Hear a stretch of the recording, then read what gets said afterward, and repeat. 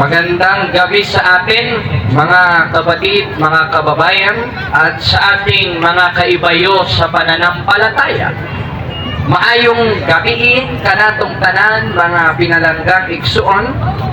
At ang atong tema karon o ang ating topic ngayong gabi ay pumapatungkol sa false teaching ng saksi ni Jehovah patungkol sa tunay na pangalan ng Diyos.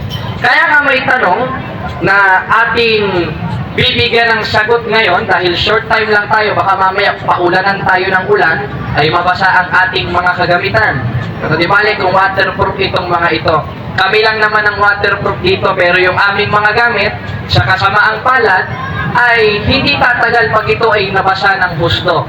Ngayon, ang tanong, totoo ba na ang pangalan ng Diyos ay gaya ng itinuturo ng mga ministro ng saksi ni Jehovah na Jehovah? Yan ang ating sasagutin ngayong gabi sa ikaliliwanag po ng atong mga pinalanggang igsuon kay Kristo.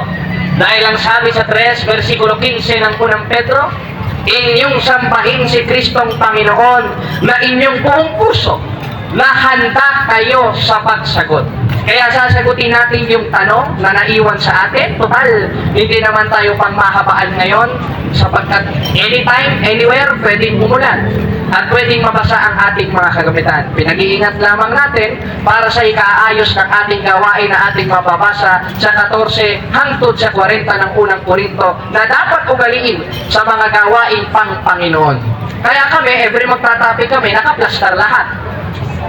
Ready agad ilipat at ilikas agad kung sakaling umulan ng malakas. At ngayon, alamin muna natin saan ba nanggaling ang movement na yan ng saksi ni Jehovah. Marami sila, mga nag-house to house. Kakao po, katok po. Gusto niyo po bang malaman ang tunay na karyan ng Diyos na si Jehovah? Sagot naman ng matanda, sige po, paano po?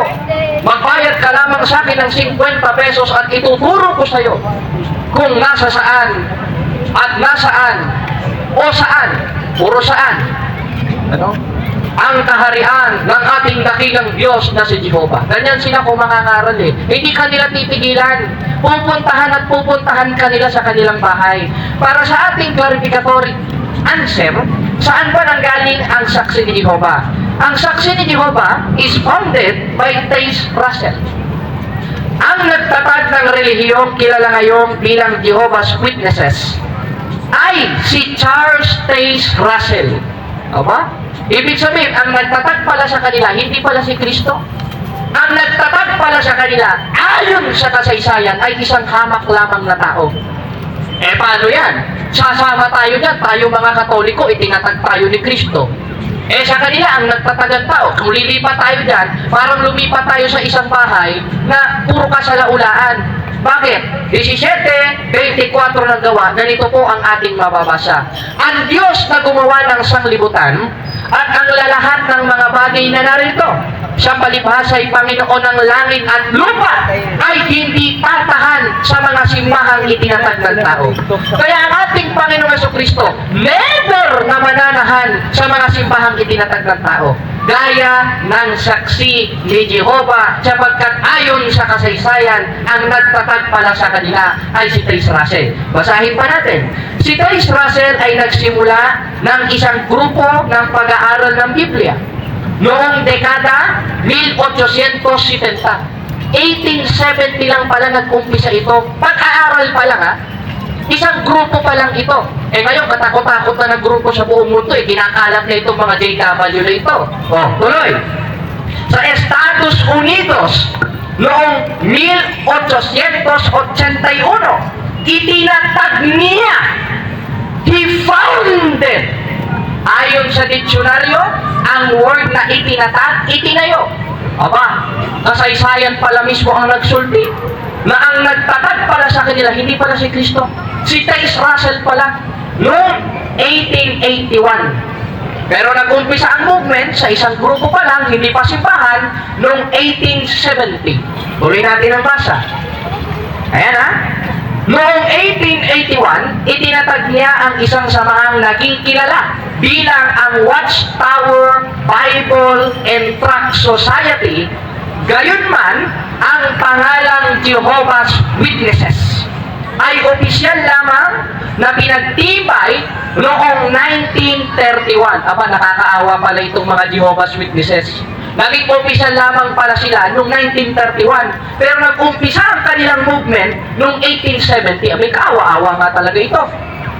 Ano? Biruin mo, sila na pala ito toong mga saksi. Nag-umpisa lang sila, 1870. Paano noong 1860? Wala pang saksi ni Jehovah. Totoo pala. Sinasabi nila, totoo sila. Kawawa naman yung mga tao dahil hindi alam yung totoong pangalan ng Diyos, maiimpyerno na. Dahil yan ang kanilang doktrina. O, tuloy pa natin ang basa. O, tingnan nyo anong sabi? Gayunman, ang pangalang Jehovah's Witnesses ay opisyal lamang na pinagtibay noong 1931 sa pamumuno. Hindi pala ni Kristo. Sa pamumuno ni Joseph Franklin Rutherford. Wala palang mga apostoles na namuno dito. Wala palang mga kahilili ng mga apostol. Mga tao lang pala na pilit humalili sa mga apostol itong mga ito. Nagsimula ng kilusan si Charles Taze Russell na pangalang saksi ni Jehovah. Ang nagtatag pala si Taze Russell. Nag-umpisa pala noong 1931, naging opisyal sila. Pero 1870, nagkaroon na sila ng maliliit na movement, kumbaga para-barangay sa ibang bansa. Kung papagpalagay mo sila totoo, paano noong 1850? O kaya 1700s, wala pa palang saksi ni Jehovah noon. Sapagkat naging opisyal lamang pala sila noong 1931. Sasabihin nila, sila ang totoo. Alam nila ang totoong pangalan ng Diyos. Sila ang maliligtas. Kawawa naman yung mga nasa 1700s at 1500s na hindi nakaanib sa iglesia ng saksi ni Jehovah na yan. Maiimpyerno pala. Kaya, mas mabuti talaga magsaliksik tayo ng kasaysayan. Na siya namang inirekomenda ng Biblia sa unang Thessalonica 5:21-22 na subukin ang lahat ng bagay, ingatan ng mabuti, layuan ang bawat anyo ng masama. Alin yung mabuti? Yung sinasabi in Old Testament. Ano sinasabi? Sa 8:8 ng Job, na read the book of history and seek. Sa Tagalog, basahin ang aklat ng kasaysayan. Open parenthesis yan, referred yan sa paglago ng kaalaman ng mga historical book sa panahon natin ngayon. Kaya, pag nabasa natin yung mga historical book, malinaw na ang nagtatag sa kanila ay si Taze Russell. Nag-umpisa sila noong 1870, isang grupo pa lang, at nag-develop at na-registered at naging opisyal at tinawag na Jehovah's Witnesses noong 1931. Just imagine, kamakailan lang pala lumabas itong sulpot na ito. Kamakailan lang pala lumabas itong saksi ni Jehovah, pero ang lakas ng loob mangaral. Ang lakas loob na sila lang ang nakakaalam sa totoong pangalan ng Diyos at yun ang Jehovah. Di nga, pag-aralan natin. Dahil sabi nga sa 34:16 ng Isaias, inyong saliksigin. Sa 4:1 ng unang 1, inyong subukin ang mga mangaral at kanilang mga turo kung ito ba'y sa Diyos. Ngayon, basahin lang natin yung ilang error ni Taze Russell para patunayan natin na ang grupo na ito ay isang kulto. Parang kibuloy rin merong mga hula Ito ito. Si Taze Russell ay naging kontrobersyal noong nabubuhay pa siya. Narito ang mga pangunahing issue. May mga issue pala itong nagtatag ng saksi ni Jehovah. Ito ibibigay ko sa inyo dahil yan lamang ang palatandaan na hindi sa Diyos yan kundi sa demonyo. Huwag ninyong pakinggan kung kayo mga Katoliko. Sarahan nyo ng pinto. Ito. Mga hula tungkol sa katapusan ng panahon. Nagpahayag siya ng mga interpretasyon. Biruin nyo, self-interpretation, gikan sa iyang huna-huna. Dinigikan sa atong Ginoong Jesucristo. Galing lang pala sa utak niya, interpretasyon niya pala niya. Why? Because anyone can claim a statement from the Bible because we can do a private interpretation. And the private interpretation can lead us in a total damnation. Kaya yung mga Katoliko nalilito na, ano ba talaga ang totoong pangalan ng Diyos? Totoo ba kahit kung saksi ni Jehovah na ito? Nakikita natin Ito palang mga palatandaan na ito, patunay na sa demonyo talaga ito. Bakit? Dahil meron silang mga sariling interpretasyon, pahayag, na nagtuturo sa mga Persia noong 1874 at 1914, ilan sa kanyang mga inaasahan ay hindi nangyari. Gaya ng inaakala, kaya naging paksa ito sa matinding pagpuna. Aba, binatikos pala itong puno ng saksi ni Jehovah. Kaya dito pa lang makikita natin, maling-mali na talaga eh. Nagsasalita ng kahambugan, nagsasalita ng mga hula na hindi naman natupad. Lalo na noong 1914, nababalik na daw si Kristo. Ito na daw ang katapusan ng sanlibutan. Hindi naman nangyari.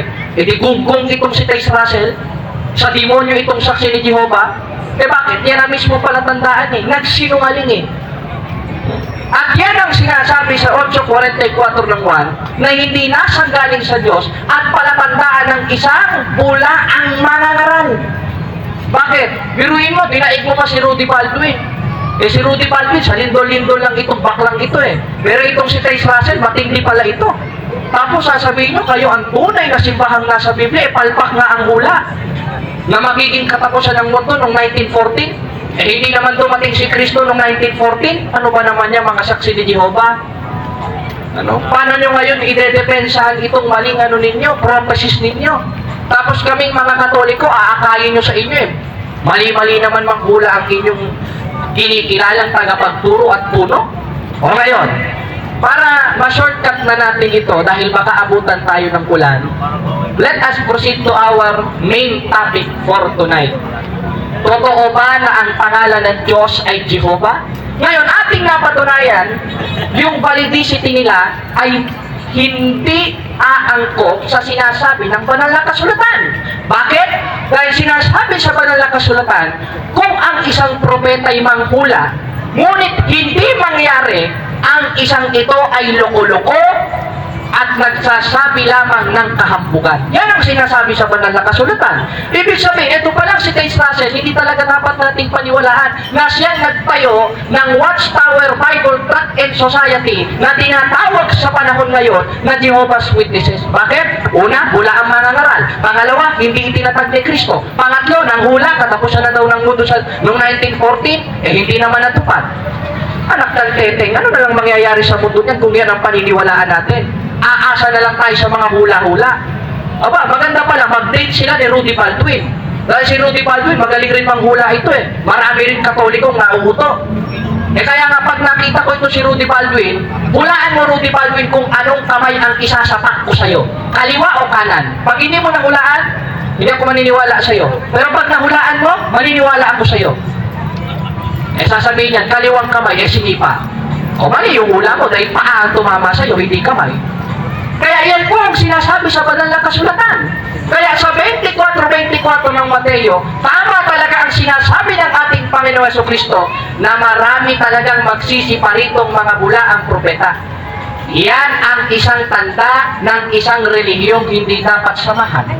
Yan ang isang tanda ng isang relihiyon na hindi si Kristo ang nagtatag sapagkat puro kapalpakan ang mga doktrina nito na maghahatid sa atin patungo sa impyerno sapagkat isang malaking kasinungalingan. Amen?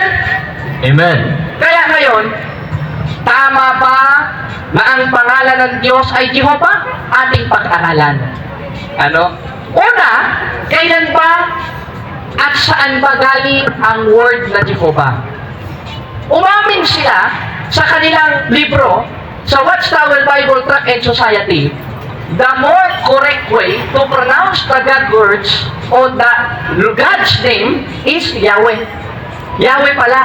O sa Tetragrammaton ay YHWH. Hindi naman pala JHWH. Kaya ako'y nagtataka. Kung ayon sa aklat ng mga saksi ni Jehovah na ang correct way ay YHWH, bakit hindi nila ginamit? Ang ginamit nila Jehovah. Bakit? Pakinggan ninyo dito sa nangangatwiran mula sa kasulatan. Aklat ito ng saksi ni Jehovah, kaya kung merong magalit na saksi ni Jehovah, kainin nyo itong aklat ninyo. Bakit? Dahil sabi sa 191, ganito po ang ating mababasa. Dahil dito ay binuo ng ilang makabago. Aba, makabago lang pala, hindi pala makaluma. Ang pangalang Jehovah. Binuo lang pala ng ilang makabago yung pangalang Jehovah. Tuloy, na hindi kilala ng mga sinaunang Kristiyano. Ayun naman pala, umami naman pala sila sa aklat nila na yung pangalan Jehovah hindi pala kilala ng mga sinaunang Kristiyano. Sapagkat nag-exist lang yung word na Jehovah na ngayon ipinupukol nila na yun daw ay pangalan ng Diyos noong 14th century lang. Invento lang ng tao. Kaya kahit sumapa tayo dyan sa saksi ni Jehovah, banggitin mo yung pangalan Jehovah, maglupasay ka, ilabas mo itlog mo, nonsense lang rin eh. Bakit? Ay una, aral ng tao. Pangalawa, binuulang ng mga makabago. Pangatlo, hindi kilala ng mga sinaunang Kristiyano kasama ang ating Panginoon Kristo. Pang-apat, sulpot lamang na pangalan sapagkat lumabas na noong 14th century. Matagal nang umakyat sa langit ang ating Panginoon Kristo at matagal nang patay ang mga apostoles at mga sinaunang alagad ng ating Panginoon Kristo. Bakit? Just imagine ang layo ng lakdaw eh. Kaya, kung ayon sa Biblia pag-uusapan, konsiderado kong aral ng tao yan. Basahin natin ang 7:7 ng Marcos. Anong sabi?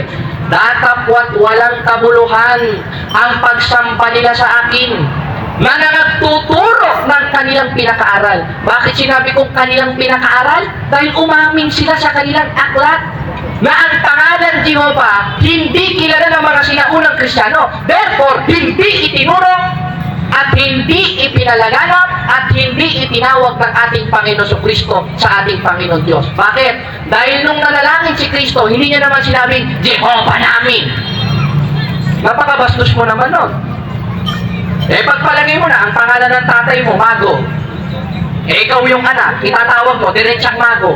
Kung ako man ang tatay mo, tawagin mo ko sa mismong pangalan ko, di mo ko tawagin ama, baka masampig pa kita. Ganyan kababastos eh. Bakit? Sulpot lang kasi yung relihiyon nila at bukod sa sulpot ang relihiyon, sulpot rin ang pangalan ng Diyos nila. At sila na mismo umamin na hindi kilala ng mga sinaunang Kristiyano kasama ang ating Panginoon Kristo sapagkat ang pangalan Jehovah ay lumabas lamang noong 14th century, not in 1st century. Kaya nung manalangin ng ating Panginoon Kristo, ano bang sabi niya? Sa 6:9 ng Mateo, ang sabi niya, Ama naming sumasalangit ka, sambahin ang ngalan mo. Hindi niya naman sinabing, Jehovah namin na nasa langit ka. Ganun sila manalangin Jehovah eh. Hindi man lang tawagin Father sapagkat bawal daw. Hindi daw pumapatungkol sa pangalan yon.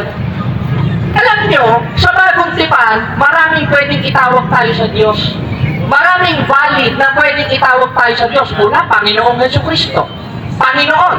Kaya ang sabi sa 42:8 ng Isayas, akong Panginoon na siyang aking pangalan. Kaya minsan, pag nananalangin tayo, Panginoong Jesucristo. Panginoong Diyos. Hindi Jehovah. Bakit? Dahil una, hindi nag-exist ito noong 1st century. Umamin sila na ito'y invento lamang ng mga makabagong Kristiyano na sulpot na kaanib nila. Pangatlo, hindi nag-exist ito noong 1st century at sa original translation ng Biblia. Bakit? Dahil sa Greek and Hebrew manuscript na siyang original na salin ng mga banal na kasulatan, wala namang letter J. Kaya paano mo sasabihin pangalan ng Diyos Jehovah? Wala namang J sa Greek and Hebrew. Sasabihin nila, sa translation kaya parang Kristo. Wala naman J sa Hebrew and Greek. Kaya tinatawag Yesu Kristo. Tinatawag Yeshua.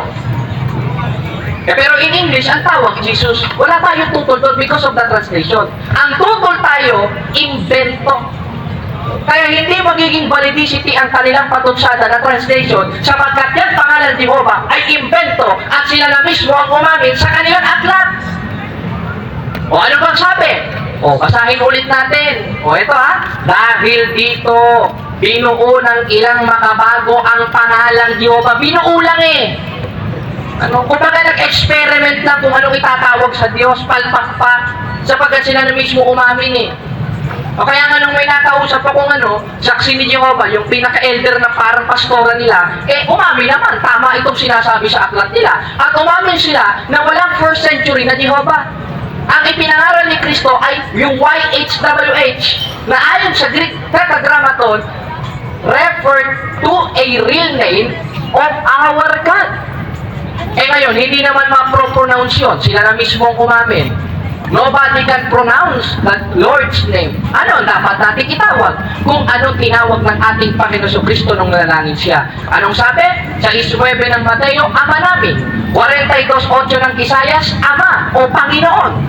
At sa 63:16 ng Isayas, sapagkat ikaw aming Ama. Bagamat hindi kami kilala ni Israel o ni Abraham, ikaw aming Ama, aming manunubos, na siyang pasimula ay siya mong pangalan. Ibig sabihin, mas correct pala na tawagin natin ng Diyos na Ama sapagkat pumapatungkol yun sa kanyang pangalan at hindi lang Ama kundi Panginoon. At yan naman ay mapapatunayan natin sa bagong tipan sapagkat si Kristo mismo, 17 ng Mateo, ipinakilala niya hindi Jehovah kundi Ama. Nung nanalangin siya, 26, 42, 43, 44 ng Mateo, nanalangin siya, ang tinawag niya Ama. Sa 19 ng Mateo, nanalangin siya, Ama namin. Kaya ang dapat natin itawag sa Diyos kung tuwing tayo mananalangin ay Diyos Ama, o Panginoong Diyos, o Ama, Abba, o Panginoong Yesu Kristo. Sapagkat sa 10:30 ng 1, ako at ang Ama ay iisa. Iisa sila sa pagka-Diyos. Sapagkat si Kristo ay persona ng Diyos Ama. Pero hindi yung nangangahulugan na siya rin ang Diyos Ama. Dahil walang doktrina niya ng Iglesia Katolika. At mas lalong walang doktrina ang Iglesia Katolika na ang Diyos tatlo.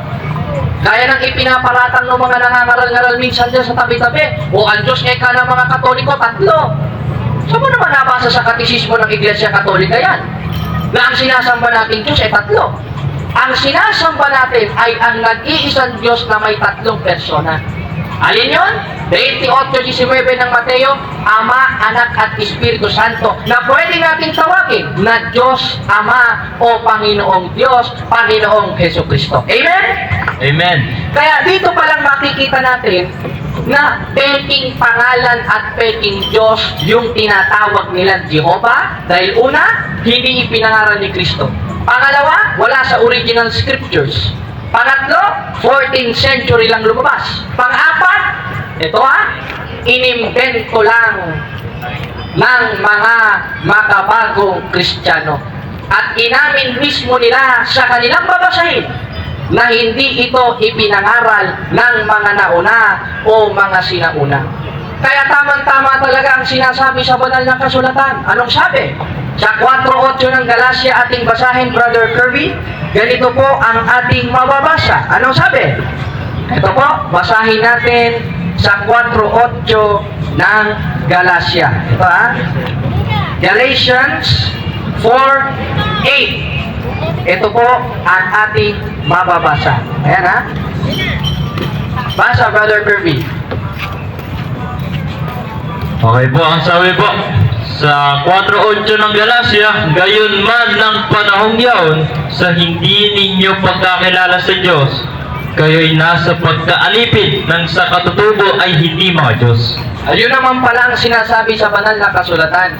Gayon din naman sa panahong yaon, sa hindi ninyo pagkilala sa Diyos, kayo'y nasa pagkaalipin ng sa katutubo ay hindi mga Diyos. Bakit tinawag na hindi mga Diyos? Dahil peken Diyos. Bakit sinabing peken Diyos? Sapagkat lumabas lamang ang kanyang pangalan noong 14th century na ipinukol naman sa kanilang mga pagsamba. Kaya maling-mali yan Kaya, ang tunay na pangalan ng Diyos na dapat nating itawag sa Kanya, hindi itinuturo ng mga saksi ni Jehovah, na sila mismo umamin na ito ay sulpot na pangalan. Sila mismo umamin na wala ito sa original na translation ng Biblia. Bakit? Because the correct way to pronounce the God's name is Yahweh o tinatawag na YHWH, not JHWH, sapagkat yung word na J is additional lamang at inimbento nila ayon mismo sa kanilang aklat. Tanong, ano ang itatawag natin? Maliwanag, kating tinuro kanina, 42:8 ng Isayas, Panginoon. Sapagkat ayon sa Kanya, ito ang aking pangalan. 63:16 ng Isayas, sapagkat ikaw, Ama. Bagamat ng una, akong Panginoon, akong Ama, na siyang aking pangalan. Pwede rin itinatawag at kinakapit sa kanyang pangalan. Alin? Yung word na Ama. At hindi lang Ama, kundi yung Panginoon. Mamaya, hindi pa kami tapos, brother. Hello? Kaya yan po ang maliwanag na sinasabi sa banal na kasulatan at sinasabi mismo sa kanilang referensya. Mga bro, ito, ano ko lang kayo kay Brother Kirby. Tingnan mo nga, kunin mo nga yung nila. Kung ano yung ano. Sige.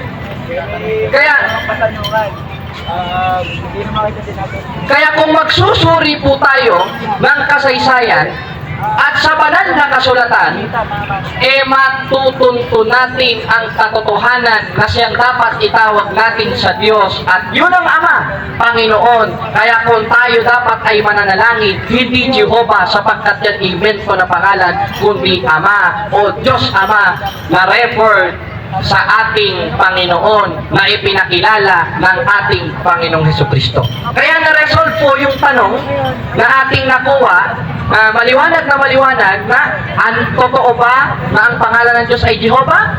Ayon po mismo sa kanilang aklat? No. Ayon sa Biblia is no. Ang dapat natin itawag sa Kanya ay Ama o Panginoon na referred sa ating Panginoon Kristo. At si Kristo mismo ang nagturo sa 6:9 ng Mateo, manalangin kayo ng ganito, Ama namin na nasa langit ka. Kaya yan po ang ating tema ngayon. Medyo short time lamang po tayo dahil baka abutan tayo ng ulan, masira ang ating mga kagamitan. Daghang salamat mga igsoon. Huwag tayong magpaloko sa mga sekta at sa mga pastor. At hindi lang sa mga pastor, kundi sa kanilang mga misyonero na pakawala ni Satanas upang magmagandang loob, hindi sa mabuting akala. Subalit ang ibig nila ihiwalay tayo upang magmalasakit tayo sa kanila sa pamamagitan ng kanilang mga maling turo, sariling interpretasyon na siyang makapapahamak sa atin at maghahatid sa atin papuntang impyerno ayon sa 23:15 ng Mateo. Kaya salamat mga kapatid, dito na po tayo nagtatapos sa ating programa, ang Catholic Doctrinal Exposition. Nawa bukas ay magpatuloy tayo sa awat tulong ng Diyos upang magkaroon tayo ulit ng bagong sesyon. Daghang salamat mga igsoon. God bless.